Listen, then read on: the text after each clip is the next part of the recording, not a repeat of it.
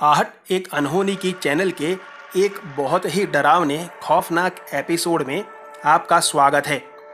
दोस्तों, आज की कहानी एक बेहद ही खतरनाक चुड़ैल के बारे में है जो एक बार आप पर हावी हो जाए तो वो आपकी जान लेकर के ही जाती है।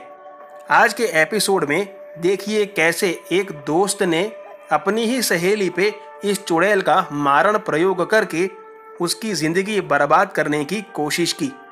रत्ना एक खुशहाल परिवार की एक बहुत ही मिलनसार और पढ़ाई में बेहद ही इंटेलिजेंट लड़की है। रत्ना जब 12वीं कक्षा में अपने ज़िले में वन ऑफ द टॉपर आई, तब रत्ना के परिवार वालों ने रत्ना को एक अच्छे शहर में पढ़ाई करवाने का फैसला लिया। इस फैसले के चलते नज़दीक के बड़े शहर हैदराबाद में रत्ना का एक टॉप कॉलेज में एडमिशन करवाया गया। साथ में गर्ल्स हॉस्टल में भी अच्छा कमरा दिलवा दिया रत्ना की फैमिली ने। रत्ना के साथ एक रूममेट भी थी, लेकिन रूममेट इतना ज़्यादा मिलनसार नहीं थी। वो अपनी ही दुनिया में खोई रहती थी, जिसकी वजह से रत्ना की अपनी रूममेट से ज़्यादा बनती नहीं थी। रत्ना की कॉलेज में एक लड़की थी रीमा, जिसके साथ रत्ना की अच्छी बनने लगी थी। रीमा का घर कॉलेज से बिल्कुल नज़दीक ही था। रत्ना और रीमा एक दूसरे से सारी बातें शेयर करते थे। रीमा पढ़ने में ज़्यादा होशियार नहीं थी, वो बल्कि बिलो एवरेज थी पढ़ाई में। रत्ना हमेशा अपने घर परिवार के बारे में रीमा से बातें करती। शुरुआत में रीमा सब कुछ सुनती रहती, लेकिन बाद में उसे ये सब अच्छा नहीं लग रहा था। उसे अब हमेशा रत्ना से जलन होने लगी। उसे ऐसा लगता कि रत्ना में ऐसा क्या है जो उसके परिवार के लोग उसे इतना प्यार करते हैं। ये पढ़ाई में इतनी अच्छी क्यों है। ये सब बातें धीरे धीरे रत्ना और रीमा के बीच दीवार बन गई और रीमा ने रत्ना से बात करना बंद कर दिया। रत्ना भी अब पढ़ाई में ज़्यादा ध्यान देने लगी। कॉलेज में एग्ज़ाम्स हुए, जिसका रिज़ल्ट आया और रत्ना पूरे क्लास में फर्स्ट आई थी। उसी दिन रीमा फिर से रत्ना के पास आई और उससे कहने लगी कि रत्ना, आई एम सॉरी, मैंने तुझे गलत समझा था। तू तो बहुत अच्छी है, देख तू कॉलेज में फर्स्ट आई है। इस खुशी में मैं आज पार्टी देना चाहती हूँ, तू प्लीज़ शाम को पार्टी में आना।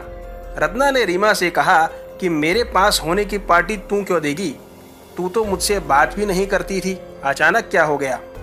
तब रीमा ने कहा कि हाँ, मुझसे गलती हो गई, प्लीज़ आई एम सॉरी, तू मुझे ये पार्टी देने दे तेरे लिए।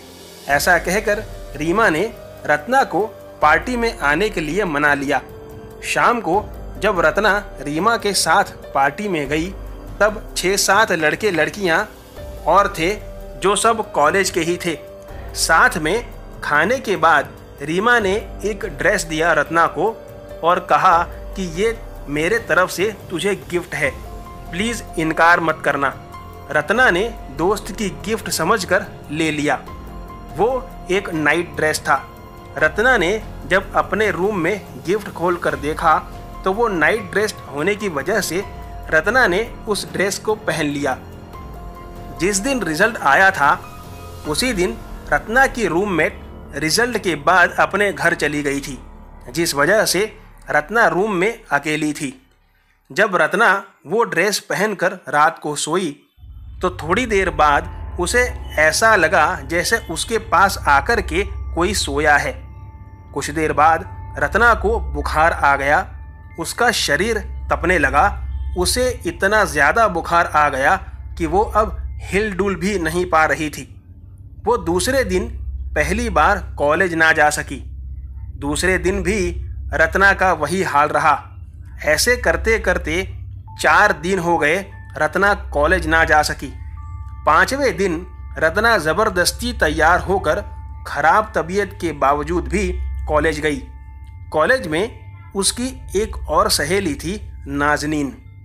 उससे रत्ना ने अपनी समस्या कही, जिस पर नाज़नीन ने उससे कहा कि देख, अगर तुझे विश्वास हो तो यहाँ पास में एक पीर बाबा रहते हैं, उनसे तू मिल, शायद तेरी प्रॉब्लम का कुछ सॉल्यूशन उनके पास हो। रत्ना नाज़नीन के साथ उन पीर बाबा के पास गई। पीर बाबा ने रत्ना से कहा कि तुम्हारी किसी सहेली ने तुमसे धोखा किया है, उसने तुम्हारे ऊपर काला इल्म किया है। मैं ज़्यादा तुमसे कुछ कहूँगा नहीं, लेकिन इतना ज़रूर है कि अगर ज़िंदा रहना चाहती हो तो मैं जो कहता हूँ वो तुरंत करो। पीर बाबा ने रत्ना को एक तावीज़ दी और कहा कि इस तावीज़ को पवित्र जगह पर रखना, इसे अपवित्र जगह पर लेकर के नहीं जाना। इसके अलावा रत्ना को कुछ विधि करने के लिए कहा, जो रत्ना उसी दिन से करने लगी।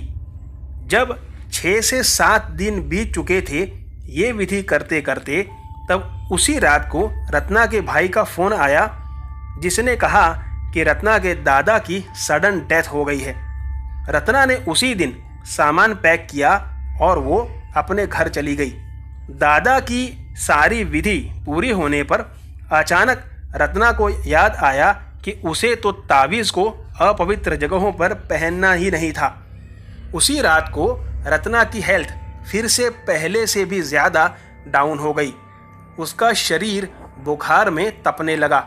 वो कैसे भी करके किसी को आवाज़ लगाना चाहती थी कि उसे कोई संभाले, लेकिन रत्ना को ऐसा लगने लगा जैसे उसके सीने पर कोई बैठ गया हो और वो रत्ना का गला दबा रहा हो। कैसे भी करके रत्ना अपने बेड से नीचे गिरी और क्रॉल करते हुए अपने पिता के खाट के पास पहुंची और वो दम घुटने की वजह से बेहोश हो गई।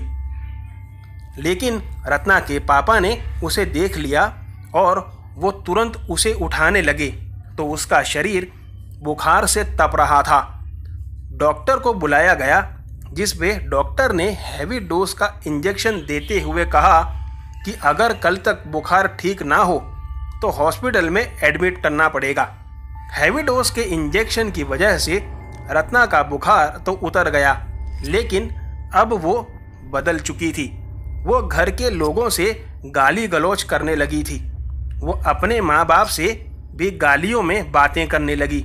रत्ना की माँ ने ये सब देखा तो उन्हें एहसास हो गया कि ये रत्ना नहीं हो सकती। उन्होंने पंडित जी को फ़ोन करके घर पर बुलाया, जिस पे पंडित जी ने भी वही बात कही जो हैदराबाद में पीर बाबा ने रत्ना से कही थी कि उसकी सहेली ने रत्ना को मार डालने के लिए उस पर चुड़ैल का मारण प्रयोग किया है। 2 से 3 दिन में रत्ना को वो चुड़ैल मार कर अपने साथ ले जाती। पंडित जी ने कुछ तंत्र मंत्र करके तावीज़ पहनाई रत्ना को और उससे तावीज़ कभी भी ना उतारने के लिए कहा। तब से रत्ना स्वस्थ है, लेकिन उसने हैदराबाद ना जाने का फैसला लिया है। आज की कहानी में बस इतना ही। अगर कहानी पसंद आई हो तो वीडियो को लाइक और चैनल को सब्सक्राइब ज़रूर कर लेना। आपसे मुलाकात होगी ऐसी ही एक और भूतिया घटना के साथ अगले वीडियो में। तब तक बाय एंड टेक केयर।